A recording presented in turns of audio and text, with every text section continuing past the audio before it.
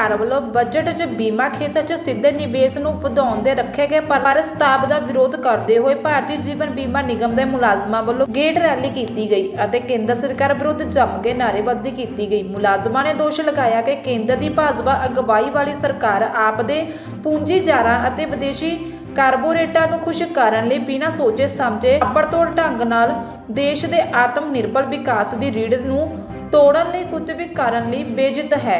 ਰੋਸ ਕਰ ਰਹੇ LIC ਅਧਿਕਾਰੀਆਂ ਸਤੀਸ਼ ਵਦਵਾ, ਤਰੁਣ ਅਰੋੜਾ, ਨਵਦੀਪ ਸ਼ਰਮਾ, ਗੁਰਚਰਨ ਸਿੰਘ ਆਦਿ ਨੇ ਆਖਿਆ ਕਿ ਵਿੱਤ ਮੰਤਰੀ ਸੀਤਾਰਮਨ ਨੇ ਕੇਂਦਰੀ ਬਜਟ 2021-2022 ਨੂੰ ਪੇਸ਼ ਕਰਦਿਆਂ ਕਿਹਾ ਕਿ ਸਰਕਾਰ ਬੀਮਾ ਐਕਟ 1938 ਵਿੱਚ ਸੋਧ ਕਰਦੇ ਹੋਏ ਬੀਮਾ ਖੇਤਰ ਵਿੱਚ ਸਿੱਧੇ ਨਿਵੇਸ਼ FDI ਦੀ ਸੀਮਾ 49% ਤੋਂ ਵਧਾ ਕੇ 74% ਕਰੇਗੀ। ਸਰਵਜਨਕ ਖੇਤਰ ਦੀ ਸਧਾਰਨ ਬੀਮਾ ਕੰਪਨੀਆਂ ਵਿੱਚ ਇੱਕ ਕੰਪਨੀ ਅਤੇ ਸਰਵਜਨਕ ਖੇਤਰ ਦੇ 2 ਬੈਂਕਾਂ ਦਾ ਨਿੱਜੀਕਰਨ ਕਰੇਗੀ ਅਤੇ ਹੋਰ ਆਗੂਆਂ ਨੀਰਜ ਕੱਕੜ, ਗੁਰਪ੍ਰੀਤ ਸਿੰਘ ਅਤੇ ਅੰਜੂ ਗੁਪਤਾ ਨੇ ਕਿਹਾ ਕਿ ਭਾਰਤੀ ਜੀਵਨ ਬੀਮਾ ਨਿਗਮ ਨਾਲ 40 ਕਰੋੜ ਪਾਲਿਸੀ ਧਾਰੀ ਜੁੜੇ ਹੋਏ ਹਨ ਅਤੇ ਨਿਗਮ ਦੀ ਕਲੇਮ ਸੈਂਟਰਮੈਂਟ ਪ੍ਰਤੀਸ਼ਤ ਸੰਸਾਰ ਭਰ 'ਚ ਸਭ ਤੋਂ ਵਧੀਆ ਹੈ। ਭਾਰਤ ਸਰਕਾਰ ਦੁਆਰਾ ਕੀਤੇ ਜਾਂਦੇ ਖਰਚਿਆਂ ਦਾ 25% ਨਿਗਮ ਦੁਆਰਾ ਫਾਈਨਾਂਸ ਕੀਤਾ ਜਾਂਦਾ ਹੈ। ਇਸ ਦੇ ਬਾਵਜੂਦ ਸਰਕਾਰ ਆਪਣੇ ਕੁਬੰਬਣਾ ਦੇ ਚੱਲਦਿਆਂ ਇਸ ਨੂੰ ਪੂੰਜੀ ਬਾਜ਼ਾਰ ਦੇ ਲਈ ਖੋਲ੍ਹਣਾ ਚਾਹੁੰਦੀ ਹੈ। ਫਰੀਦਕੋਟ ਤੋਂ ਪੱਤਰਕਾਰ ਰੋਹਿਤ ਆਜ਼ਾਦ ਦੀ ਰਿਪੋਰਟ। ਸਰ, ਕਿਸ ਮਾਮਲੇ ਨੂੰ ਲੈ ਕੇ ਅੱਜ ਇੱਥੇ LIC ਦਫ਼ਤਰ ਧਰਨਾ ਲਾਇਆ ਗਿਆ? ਹਾਂਜੀ, ਸਭ ਤੋਂ ਪਹਿਲਾਂ ਮੈਂ ਨੀਰਜ ਕੱਕੜ, ਮੈਂ ਬ੍ਰਾਂਚ ਪ੍ਰੈਜ਼ੀਡੈਂਟ ਹਾਂ ਨਾਰਦਰਨ, ਮਤਲਬ ਸਾਡੀ ਜਿਹੜੀ ਫੈਡਰੇਸ਼ਨ ਹੈ ਫੀਲਡ ਵਰਕਰਸ ਆਫ ਇੰਡੀਆ ਦੀ। ਤੇ ਅੱਜ ਤੁਸੀਂ ਨਾਅਰਿਆਂ ਤੋਂ ਹੀ ਦੇਖ ਲਿਆ ਹੋਣਾ ਕਿ ਅਸੀਂ ਇੱਕ ਨਾਅਰਾ ਲਾਇਆ, ਮੋਦੀ ਤੇਰੀ ਜਾਗੀਰ ਨਹੀਂ, ਹਿੰਦੁਸਤਾਨ ਹਮਾਰਾ ਹੈ। ਤਾਂ ਅਸੀਂ ਮੋਦੀ ਦਾ ਉਹ ਭੁਲੇਖਾ ਕੱਢਣ ਵਾਸਤੇ ਕਿ ਉਹ ਆਪਣੇ ਕਾਰਪੋਰੇਟ ਜਿਹੜੇ ਘਰਾਣੇ ਨੇ, ਆਪਣੇ ਜਿਹੜੇ ਉਹਦੇ ਸਾਥੀ ਨੇ, ਉਹ ਜਿਹੜੇ 4-5 ਘਰਾਣੇ ਜਿਨ੍ਹਾਂ ਨੂੰ ਉਹ ਦੇਸ਼ ਵੇਚਣਾ ਚਾਹੁੰਦਾ ਹੈ ਕਿ ਉਹ ਵੇਚ ਲਏਗਾ, ਅਸੀਂ ਉਸ ਦੇ ਵਿਰੁੱਧ 'ਚ ਪੂਰੇ ਡਟ ਕੇ ਖੜੇ ਹਾਂ। ਦੇਖੋ 1956 ਵਿੱਚ ਜਦੋਂ ਪੰਡਿਤ ਜਵਾਹਰ ਲਾਲ ਨਹਿਰੂ ਨੇ LIC ਐਕਟ ਬਣਾ ਕੇ ਨੈਸ਼ਨਲਾਈਜੇਸ਼ਨ ਕੀਤਾ ਸੀ ਇੰਸ਼ੋਰੈਂਸ ਬਿਜ਼ਨਸ ਦਾ, ਤਾਂ ਉਦੋਂ ਤੋਂ ਲੈ ਕੇ ਹੁਣ ਤੱਕ 63 ਸਾਲ ਹੋ ਗਏ ਨੇ, 65 ਸਾਲ ਹੋ ਗਏ ਨੇ। ਸਾਡੇ ਸਾਰੇ EMPLOYEES, ਸਾਡੇ ਫੀਲਡ ਸਟਾਫ, ਸਾਡੇ ਏਜੰਟਸ ਸਾਈਕਲਾਂ ਤੇ ਜਾ ਕੇ, ਪੈਦਲ ਜਾ ਕੇ 10-20 ਕਿਲੋਮੀਟਰ ਜਾ ਕੇ ਲੋਕਾਂ ਨੂੰ ਇੰਸ਼ੋਰ ਕਰ ਰਹੇ ਨੇ, ਕਿਉਂਕਿ ਉਦੋਂ LIC ਐਕਟ ਦੇ ਵਿੱਚ ਇਹ ਲਿਖਿਆ ਗਿਆ ਸੀ ਕਿ ਜਿਹੜਾ ਇੰਸ਼ੋਰੈਂਸ ਹੈ ਉਹ ਰਿਮੋਟ ਏਰੀਆਜ਼ ਤੱਕ ਪਹੁੰਚਣਾ ਚਾਹੀਦਾ, ਹਰੇਕ ਜਿਹਦੀ ਪਹੁੰਚ ਹੈਗੀ ਇੰਸ਼ੋਰੈਂਸ ਕਰਵਾਉਣ ਦੀ। ਔਰ ਉਸੇ ਦਾ ਨਤੀਜਾ ਹੈ ਕਿ ਅੱਜ ਦੇਸ਼ ਵਿੱਚ 40 ਕਰੋੜ ਪਾਲਿਸੀ ਹੋਲਡਰਸ ਨੇ LIC ਦੇ। ਤੇ ਫਾਈਨਾਂਸ ਮਿਨਿਸਟਰ ਬਿਆਨ ਦਿੰਦੀ ਹੈ ਕਿ ਹਜੇ ਇਹਦੇ 'ਚ ਪੈਨੇਟ੍ਰੇਸ਼ਨ ਦੀ ਲੋੜ ਹੈ, ਇੰਸ਼ੋਰੈਂਸ ਸੈਕਟਰ ਨੇ ਜ਼ਿਆਦਾ ਗਰੋ ਨਹੀਂ ਕੀਤਾ ਤੇ ਇਸ ਕਰਕੇ ਇਹਦੇ ਵਿੱਚ ਮਤਲਬ ਫੋਰਨ ਇਨਵੈਸਟਰਸ ਨੂੰ ਲਿਆਉਣ ਦੀ, FDI ਵਧਾਉਣ ਦੀ ਜਾਂ LIC ਦਾ IPO ਲਿਆਉਣ ਦੀ ਲੋੜ ਹੈ।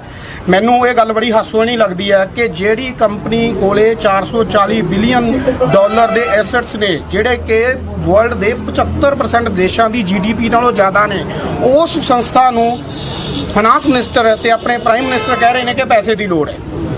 ਠੀਕ ਹੈ ਜੀ, ਅਸੀਂ ਇਸ ਦੇ ਵਿਰੋਧ ਵਿੱਚ ਸਾਰੇ joint front, class 1 union, class 2 union, 3 union, 4 union ਸਾਰੇ ਇਕੱਠੇ ਹੋਏ ਹਾਂ ਤੇ ਭਾਰਤ ਸਰਕਾਰ ਦੇ ਇਹਨਾਂ ਮਨਸੂਬਿਆਂ ਤੇ ਕਦੇ ਵੀ ਅਸੀਂ ਫੁੱਲ ਨਹੀਂ ਚੜ੍ਹਨ ਦੇਵਾਂਗੇ, ਇਹਦੇ ਵਿਰੋਧ 'ਚ ਖੜੇ ਰਵਾਂਗੇ। ਅੱਜ ਅਸੀਂ ਸਰ 1 ਦਿਨ ਦੀ ਸਟ੍ਰਾਈਕ ਕੀਤੀ ਹੈ, ਪਹਿਲਾਂ ਅਸੀਂ 3 ਦਿਨ ਆਪਦਾ ਵਿਰੋਧ ਜਤਾ ਚੁੱਕੇ ਹਾਂ, 5 ਮਾਰਚ ਨੂੰ, 8 ਮਾਰਚ ਨੂੰ ਤੇ 15 ਮਾਰਚ ਨੂੰ। 15 ਤੇ 16 ਮਾਰਚ ਦੀ ਸਟ੍ਰਾਈਕ ਸੀਗੀ ਬੈਂਕਾਂ ਦੀ, ਕੱਲ GIC ਦੀ ਸਟ੍ਰਾਈਕ ਸੀ, ਅੱਜ ਅਸੀਂ ਲਾਈਫ ਇੰਸ਼ੋਰੈਂਸ ਦੇ ਜਿਹੜੇ EMPLOYEES ਆ ਸਾਰੇ ਸਟ੍ਰਾਈਕ ਤੇ ਆਲ ਇੰਡੀਆ ਦੇ ਵਿੱਚ। ਔਰ ਜਿਵੇਂ ਸਾਡੀਆਂ ਮਤਲਬ ਆਲ ਇੰਡੀਆ ਲੈਵਲ ਦੀਆਂ ਯੂਨੀਅਨਸ ਕਹਿਣਗੀਆਂ, ਅੱਗੇ ਉਹ ਰਣਨੀਤੀ ਤਿਆਰ ਕਰਕੇ ਅਸੀਂ ਇਹਦੇ ਵਿਰੋਧ 'ਚ ਖੜੇ ਰਵਾਂਗੇ ਤੇ ਕਦੇ ਵੀ ਇਹ LIC ਵਿੱਚ IPO ਨਹੀਂ ਆਉਣ ਦੇਵਾਂਗੇ। ਤੇ ਭਾਰਤ ਸਰਕਾਰ ਦੇ ਮਨਸੂਬੇ ਕਿ ਸਾਰੇ ਪਬਲਿਕ ਸੈਕਟਰਸ ਨੂੰ ਵੇਚ ਕੇ ਆਪਣੇ ਕੁਝ ਚੰਦ ਦੋਸਤਾਂ ਨੂੰ ਫਾਇਦਾ ਪਹੁੰਚਾਇਆ ਜਾਵੇ, ਉਹਨਾਂ 'ਚ ਉਹਨਾਂ ਨੂੰ ਕਾਮਯਾਬ ਨਹੀਂ ਹੋਣ ਦੇਵਾਂਗੇ। Thank you. ਕਿਸ ਮਾਮਲੇ ਨੂੰ ਲੈ ਕੇ ਅੱਜ ਧਰਨਾ ਲਾਇਆ ਗਿਆ? ਅੱਜ ਦੀ ਸਾਡੀ ਸਟ੍ਰਾਈਕ ਹੈ।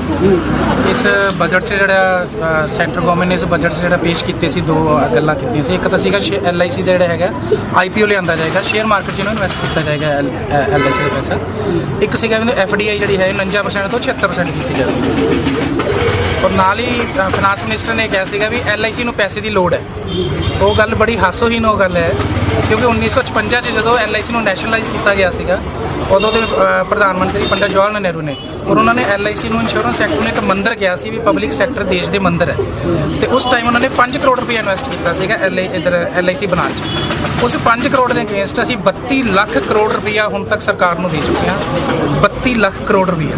ਉਸ ਤੋਂ ਇਲਾਵਾ 22 ਲੱਖ ਕਰੋੜ ਤੋਂ ਵੀ ਉੱਪਰ ਜਿਹੜੇ ਸਰਕਾਰੀ ਸੀਵਰੇਜ ਹੈ, ਵਾਟਰ ਸਪਲਾਈ ਹੈ, ਇਲੈਕਟ੍ਰਿਸਿਟੀ ਦਾ ਕੰਮ ਹੋ ਰਿਹਾ, ਇਹ ਸਾਰਾ LIC ਦੇ ਪੈਸੇ ਨਾਲ ਹੋ ਰਿਹਾ। ਹੁਣ ਪਿੱਛੇ IDBI ਬੈਂਕ ਡੁੱਬਣ ਦੇ ਕਗਾਰ ਸੀ ਤਾਂ ਉਹ ਵੀ LIC ਦਾ ਪੈਸਾ ਹੀ ਉੱਥੇ ਇਨਵੈਸਟ ਹੋਇਆ ਤੇ IDBI ਬੈਂਕ ਦੁਆਰਾ ਬਚਾਇਆ ਗਿਆ।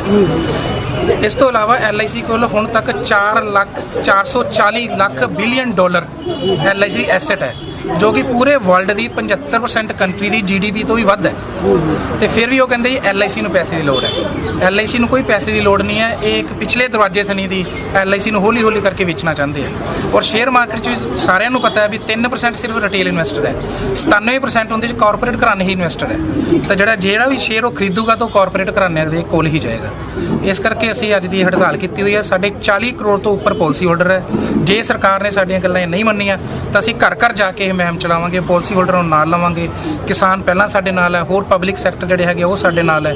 ਤੇ ਅਸੀਂ ਲੋਕਾਂ ਨੂੰ, ਆਵਾਮ ਨੂੰ, ਸਾਰਿਆਂ ਨੂੰ ਇਕੱਠਾ ਕਰਾਂਗੇ ਤੇ ਆਪਦੀ ਇਹ ਗੱਲ ਰੱਖ ਕੇ ਤੇ ਸਰਕਾਰ ਤੋਂ ਇਹ ਜਿਹੜਾ ਫੈਸਲਾ ਵਾਪਸ ਕਰਾਉਣ ਦੀ ਕੋਸ਼ਿਸ਼ ਕਰਾਂਗੇ। ਇਹ ਹੜਤਾਲ ਰੈਗੂਲਰ ਜਾਰੀ ਰਹੂਗੀ ਕਿ ਅੱਜ ਦੀ ਸਿਰਫ ਹੜਤਾਲ ਹੈ ਜਾਂ ਇਸ ਤੋਂ ਅਗਲੀ ਰਣਨੀਤੀ ਕੀ ਦਿੱਤੀ ਜਾਊਗੀ? ਇਹ ਅੱਜ ਦੀ ਇੱਕ ਦਿਨ ਦੀ ਹੜਤਾਲ ਹੈ। ਬਾਕੀ ਉੱਪਰਲੀ ਰਣਨੀਤੀ ਸਾਡੀ all India insurance EMPLOYEE association ਹੈ। ਜੁਆਇੰਟ ਫਰੰਟ ਇੱਕ ਅਸੀਂ ਬਣਾਇਆ ਹੋਇਆ, ਜਿਹਦੇ ਕਲਾਸ 3, 4, ਕਲਾਸ 2, ਕਲਾਸ 1 ਐਸੋਸੀਏਸ਼ਨ ਸਾਰੀਆਂ ਹੈਗੀਆਂ। ਜੋ ਉੱਪਰੋਂ ਸਾਨੂੰ ਡਿਸੀਜਨ ਆਏਗਾ ਉਹ ਅਸੀਂ ਇੱਥੇ ਵਿੱਚ ਇੰਪਲੀਮੈਂਟ ਕਰਾਂਗੇ। ਕਿਸਾਨ ਜਥੇਬੰਦੀਆਂ ਵੱਲੋਂ ਵੀ 3 ਕਾਨੂੰਨਾਂ ਨੂੰ ਲੈ ਕੇ ਮਤਲਬ ਧਰਨੇ ਮੁਜ਼ਾਹਰੇ ਕੀਤੇ ਜਾ ਰਹੇ ਆ। ਤੁਹਾਡੇ ਵਿੱਚ ਵੀ ਅੱਜ ਦੇਖਣ ਨੂੰ ਲੱਗ ਰਿਹਾ ਕਿਸਾਨਾਂ ਦੇ ਸਮਰਥਨ ਦੇ ਵਿੱਚ ਸਲੋਗਨ ਲਾਏ ਗਏ ਆ, ਉਹਨੂੰ ਲੈ ਕੇ ਕੀ ਕਹਿਣਾ ਚਾਹੋਗੇ? ਉਹ ਵੀ ਕਿਸਾਨਾਂ ਨਾਲ ਵੀ ਪੂਰਾ ਧੱਕਾ ਹੋ ਰਿਹਾ। ਉਹਨਾਂ ਦੀ ਫਾਈਨੈਂਸ਼ੀਅਲੀ ਹੈਲਪ ਲਈ ਵੀ LIC ਦੇ ਸਾਰੇ ਆਲ ਓਵਰ ਇੰਡੀਆ 'ਚ ਸਟਾਫ ਨੇ, ਨਾਰਦਰਨ ਜ਼ੋਨ ਦੇ ਸਟਾਫ ਨੇ ਕਲੈਕਸ਼ਨ ਕੀਤੀ, ਉੱਥੇ ਧਰਨੇ 'ਤੇ ਜਾ ਕੇ ਦੇ ਕੇ ਆਏ। ਉੱਥੇ ਦੇ ਜਿਹੜੇ ਦਿੱਲੀ ਦੇ ਸਾਡੇ ਲੀਡਰ ਆ ਉਹ ਲਗਾਤਾਰ ਉਹਨਾਂ ਦੇ ਨਾਲ ਉੱਥੇ ਰਾਤ ਭਰ ਰੱਖਿਆ ਹੋਇਆ ਹੈ ਤੇ ਉਹਨਾਂ ਦੀ ਹੈਲਪ ਵੀ ਕਰ ਰਹੇ ਆ। ਔਰ ਇਹ ਵੀ ਟੋਟਲੀ ਕਿਸਾਨਾਂ ਨਾਲ ਸਰਕਾਰ ਧੱਕਾ ਕਰ ਰਹੀ ਹੈ। ਦੇਖੋ ਪਹਿਲਾਂ ਤਾਂ ਇਹਨਾਂ ਨੇ ਛੋਟੇ ਛੋਟੇ ਅਦਾਰੇ BSNL ਵਰਗੇ ਸਾਰੇ ਡਿਸਮੈਂਟਲ ਕਰਤੇ ਤੇ ਇਹਨਾਂ ਨੂੰ ਇਹ ਸੀ ਵੀ ਇਹ ਵੀ ਅਸੀਂ ਕਰ ਲਾਂਗੇ, ਪਰ ਕਿਸਾਨ ਪੂਰੇ ਡਟੇ ਹੋਏ ਆ ਤੇ ਸਾਡੀ ਜਿਹੜੀ ਸਾਡੀ ਯੂਨੀਅਨ ਹੈ, ਅਸੀਂ ਕਿਸਾਨਾਂ ਦੇ ਨਾਲ ਹਾਂ। मैम आज किस मामले में लेके ही धरना लाया जा रहा है, तो ਤੁਹਾਡਾ नाम की है? मेरा नाम दुर्गेश है, मैं LIC वर्कर हूँ।